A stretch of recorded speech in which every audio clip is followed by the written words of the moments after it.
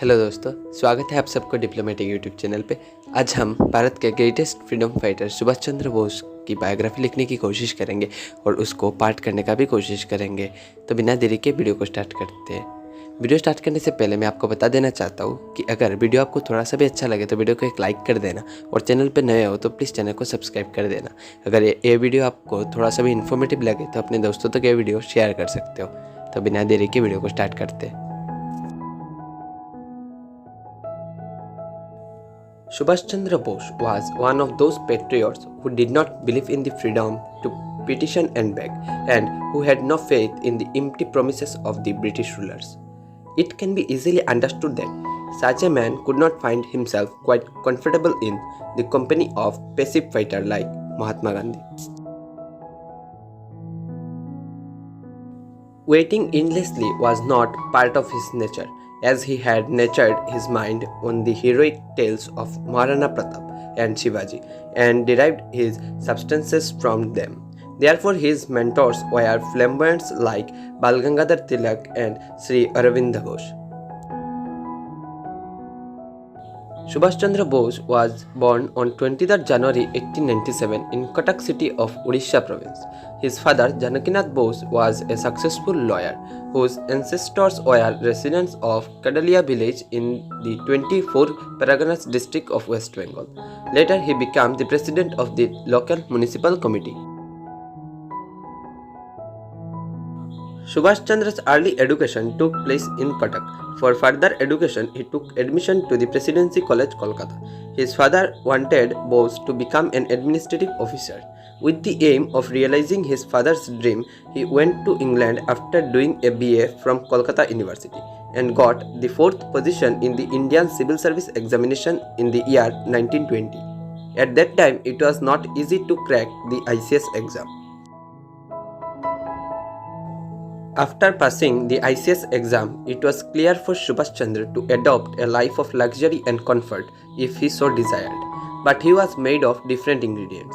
He could never compromise his undying love for his motherland, on whose altar he was ready to lay down anything.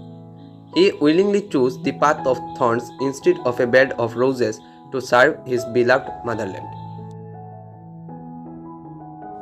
Even after achieving this important achievement, he did not accept working under the British, so he refused to do this job and jumped into the freedom struggle of the country.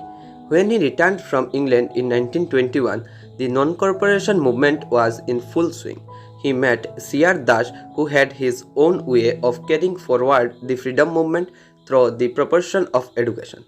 In this context, some of the tasks performed by the C.R. Das and the young men were carried out with the utmost care. Being a revolutionary, he could not resist the temptation to seize the opportunity to oppose the brutal British rulers, and he found the opportunity to lead a demonstration against the visit of the Prince of Wales to India. The British government considered Subhash a threat to his royal design in India and arrested him. He was sent to jail where he spent 6 months behind bars. But as a true patriot, he remained undaunted of all such persecutive and oppressive measures adopted by the brutal Britishers.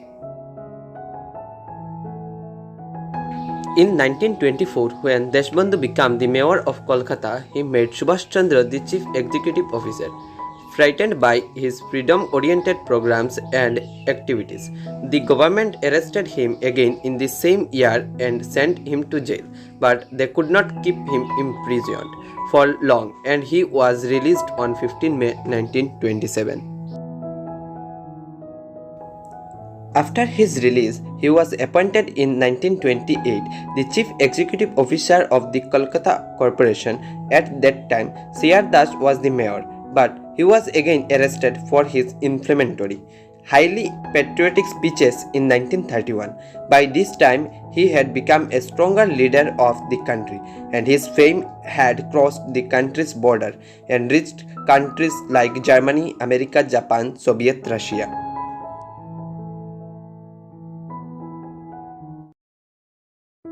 Subhash Chandra Bose was associated with the Indian National Congress in his political career.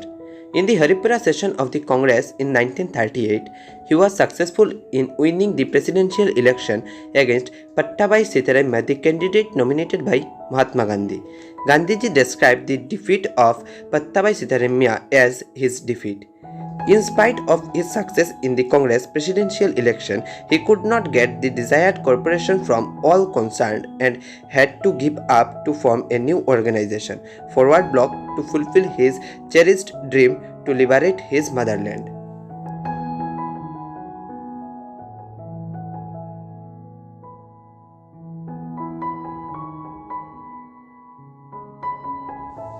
In view of the growing revolution in Bengal, he was arrested again in 1941 and he was under house arrest and he was put under strict guard. Yet he managed to escape from here in disguise. After escaping from here, they reached Germany via Kabul. At that time, the ruling director of Germany was Hitler. Hitler respected him greatly and supported his plan to go to Southeast Asia in June 1943. Subhash Chandra left for Japan, from where he again proceeded to Singapore, where on 4th July of this same year, Rashbihari Bose made him commander of the Azad Hind Force.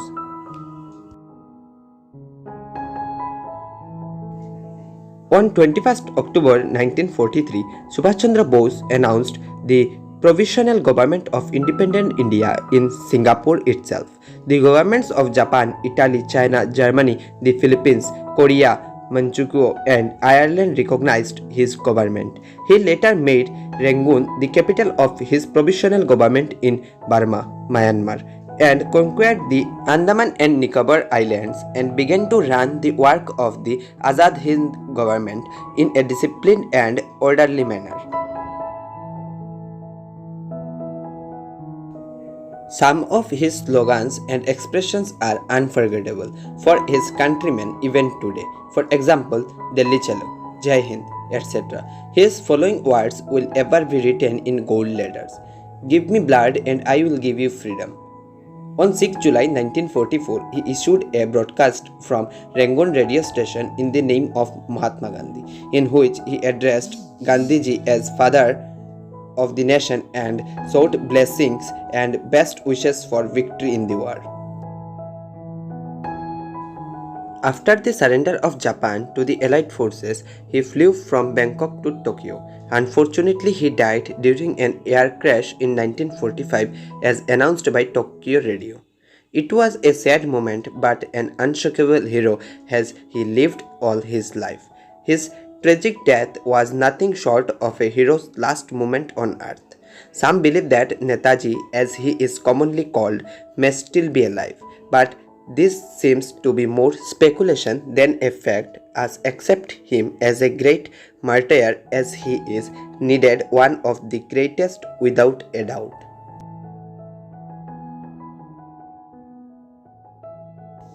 In view of the role of Subhash Chandra Bose in the freedom struggle of the country in January 1922, he was posthumously announced to be honored with the country's highest civilian award, Bharat Ratna.